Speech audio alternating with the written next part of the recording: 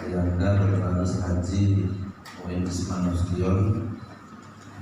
Rasa hormati para dosen,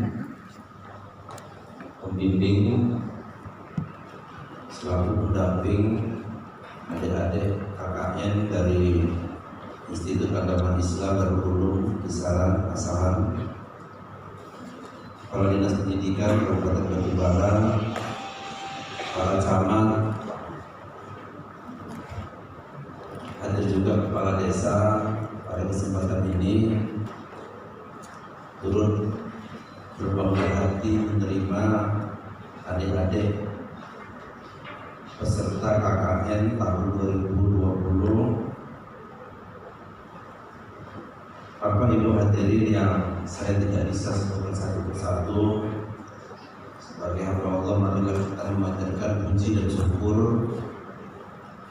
kepada Allah Subhanahu wa Ta'ala karena berkat rahmat, karunia, kesehatan, rezeki, sehingga pada hari ini kita bisa hadir dalam rangka penerimaan mahasiswa kuliah kerja nyata dari Institut Agama Islam Darul Ulum Kisaran tahun ajaran 2020 tetap dalam keadaan sehat walafiat.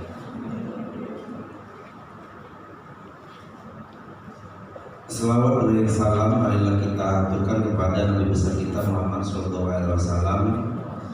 Semoga kita semua mendapat syafaatnya di hari kelak. Amin. Amin ya rabbal alamin. Pada kesempatan ini izinkan saya memberi sambutan terhadap mahasiswa KKN dari Institut Agama Islam Darul Ulum tahun 2020, di mana tadi disampaikan oleh Pak Rektor bahwa begitu panjangnya perjalanan dari tahun 1981 Darul Ulum terus berkembang dan membenahi diri sehingga hari ini sampai kepada mahasiswa yang jumlahnya lebih kurang 2.000 orang. Ini luar biasa dan mari kita berikan tepuk tangan yang meriah.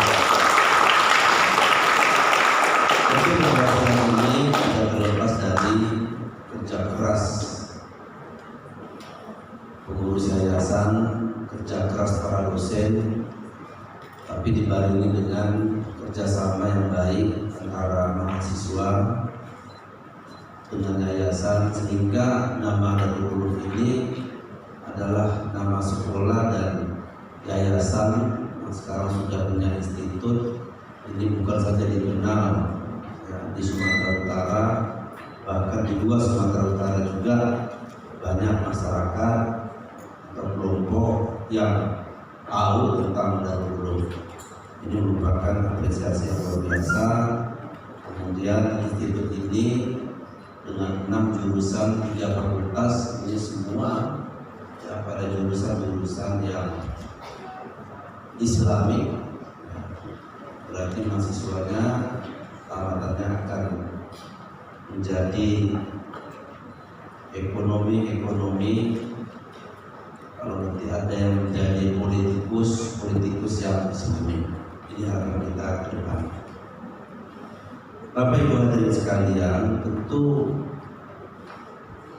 KKN ini adalah sebuah upaya bagaimana yang selama hari ini kita belajar dalam lingkungan kampus, tapi di hari ini adik-adik para mahasiswa yang saya cintai terjun ke lapangan, ke dunia nyata. Atas nama pemerintah kami mengucapkan banyak terima kasih menempatkan KKN di wilayah Kabupaten Batubara. Beberapa waktu yang lalu Pak Rektor dari USU, dari USU akan nanti ada lagi katanya mau KKN di tempat ini. Tentu bagi kami adalah memberikan pelayanan yang baik kepada siapa saja, terutama kepada mahasiswa yang sedang melaksanakan kerja kuliah nyata atau KKN di wilayah Kabupaten Batubara. Saya sampaikan bahwa Kabupaten Batubara adalah satu-satunya kabupaten di Provinsi Sumatera Utara yang ditunjuk oleh pemerintah pusat menjadi proyek strategis nasional, kawasan strategis provinsi, karena potensi sumber daya alamnya sesuai dengan kondisi industri dan pelabuhan yang ada di Indonesia. Nah, tentu akibat kekayaan atau potensi sumber daya alam ini melalui KKN ini mohon digali, dicatat, didiskusikan nanti pada saat penutupan, pelepasan pengembalian ke kampus masing-masing. Nanti mohon disampaikan kepada kita temuan-temuan yang ada di lapangan, baik temuan dalam pembangunan, temuan dalam sumber daya manusia dengan berbagai adat dan budaya yang ada di Kabupaten Batubara ini, nanti sampaikan kepada kita dan kita akan tindak lanjuti sebagai masukan bagi pemerintah Kabupaten Batubara untuk perbaikan pemerintahan dan masyarakat dan pembangunan di Kabupaten Batubara. Perlu saya sampaikan kepada Pak Rektor bahwa minggu yang lalu kita diundang oleh kementerian di Jakarta bahwa kontang yang sekarang akan dibangun kilang minyak Pertamina itu insya Allah akan dialihkan ke Kabupaten Batubara. Apa efek itu?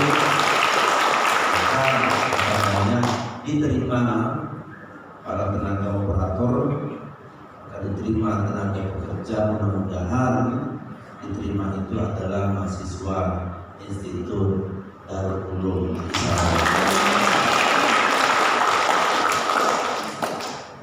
Direncanakan ketika groundbreakingnya dilakukan nanti di akhir bulan 2 atau awal bulan Maret, maka pihak Pertamina akan merekrut lebih kurang 4.000 orang tenaga operator yang dibutuhkan untuk mengisi lowongan pekerjaan di pabrik kilang minyak dan petrokimia yang akan dibangun di Kabupaten Batubara.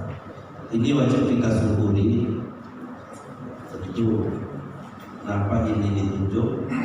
Karena potensi alam yang ada di Batubara, model topografi daratan, kedalaman lautan itu ini bisa dijadikan pelabuhan garam internasional. Tidak ada wilayah yang sama seperti Kabupaten Batubara. Tidak ada lautan yang memiliki daratan, batas antara lautan dan daratan itu memiliki kedalaman 17 meter. Jadi Batubara memiliki itu, sehingga tahap awal sudah dibangun pelabuhan Kuala Tanjung.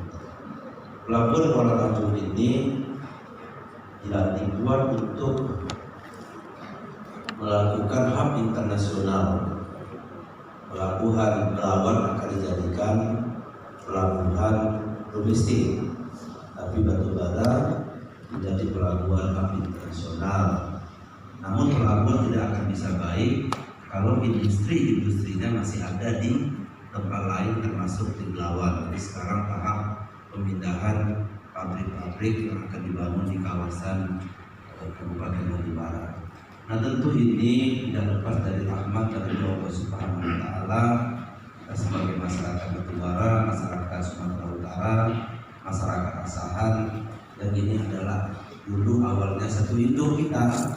Batubara dan Asahan itu adalah sebuah kabupaten, dan saya sendiri dulu juga adalah warga Kabupaten Asahan. Jadi tidak salah juga nanti dalam rekrutmen tenaga kerja itu kita akan minta kepada Pak Bupati dan akan bisa mengirim anak-anak Asahan untuk diterima menjadi tenaga di perusahaan-perusahaan yang ada di Kabupaten Batubara. karena jumlahnya itu melebihi daripada jumlah pengangguran yang ada di Kabupaten Batubara. Jadi kalau Pertamina saja totalnya hampir 25.000, tahap pertama 2,5 atau 4.000, kemudian lain lagi nanti perusahaan-perusahaan yang akan berdiri itu dengan total lebih kurang 80.000, jadi totalnya hampir 110.000 tenaga kerja. Jadi doakan juga dari asahan apalagi anak-anak Batubara agar proses dalam pembangunan ini bisa terjalani dengan baik dan tanpa ada hal-hal yang menyebabkan investor tidak mau masuk ke Kabupaten Batubara. Karena multi efek daripada itu pasti kepada daerah kota yang ada di sekitar Kabupaten Batubara. Bapak Ibu hadirin yang saya hormati, kami merasa memang kabupaten kami jauh dari yang diharapkan. Saya jadi bupati itu baru 1 tahun, dilantik tanggal 27 Desember tahun 2018